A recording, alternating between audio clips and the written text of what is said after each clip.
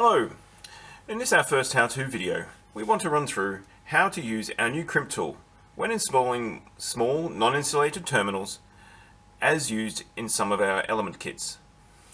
But it can also be applied to many commonly used connector systems from companies like JST, TE and Molex, to name a few.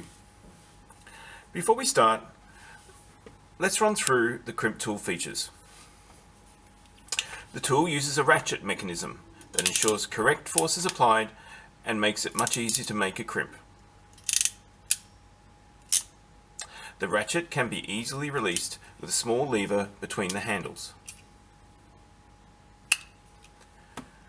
The die can also be easily switched around to suit the orientation the user prefers. In our case, we will use the tool feeding the wire in from our left. There are 3 cavities for different wire sizes.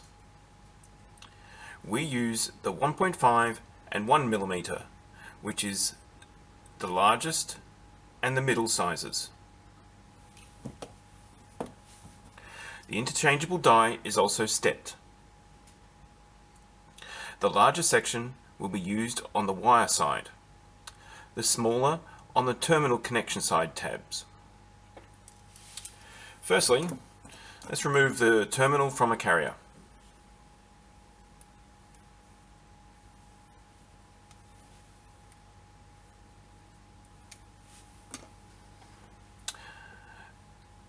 When you look at the terminal, you will see 2 sets of tabs that will be bent in during the crimping process. The smaller tab on the end will crimp into the insulation of the wire, and the tab closer to the connector will crimp into the conductor. You may need to slightly bend in the largest tab on the wire end so that it will just fit into the 1.5 mm cavity. Place the terminal into the cavity and close the handle until the second click of the ratchet.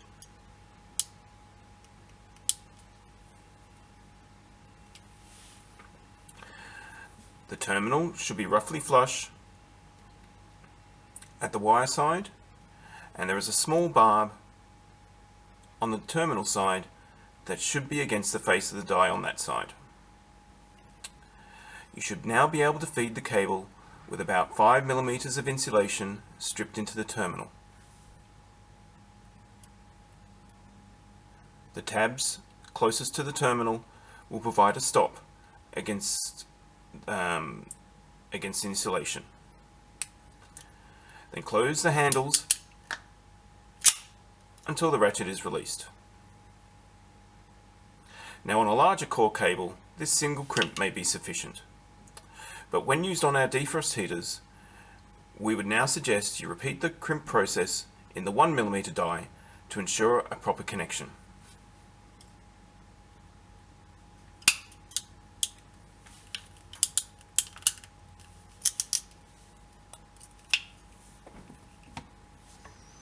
Finally, check the 2 crimps are firm and it should be ready to insert into the housing.